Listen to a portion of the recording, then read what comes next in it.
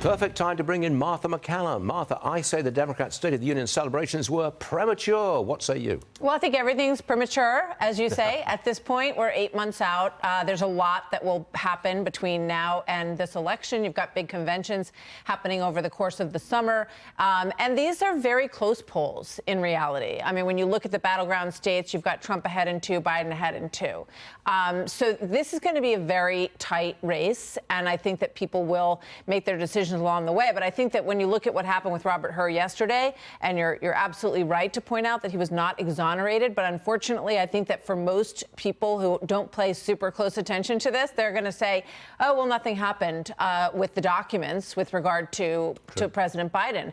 And so that's why they're pushing that line so hard, that he was exonerated, because they know that a lot of people will just glance at the headline and accept it.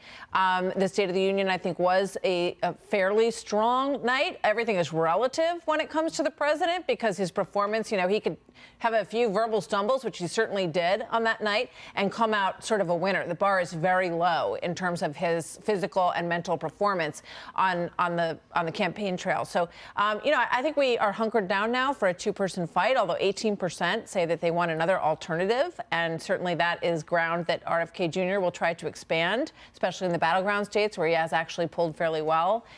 So that's the landscape right now. Can I just ask you about that? Yeah. He's RFK Jr.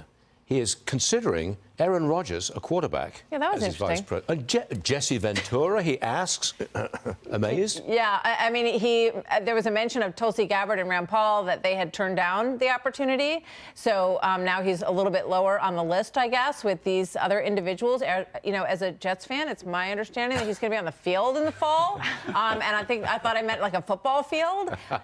So we'll see what happens. Interesting. I mean, they clearly like hanging out together. They've been posting pictures of, you know, hiking and everything. But I think these are less serious ideas than people had expected. Jesse Ventura is not serious. Yeah. Next one, very big story. Britain will no longer prescribe puberty blockers to children. The National Health Service says there is, quote, no evidence that the treatment is safe and effective.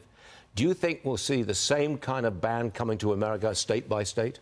I do. I do. I think you're already starting to see movement in this direction. You know, the UK was very out in front on these procedures and these treatments a long time ago. They had a lot of clinics all over the United Kingdom that were doing these procedures.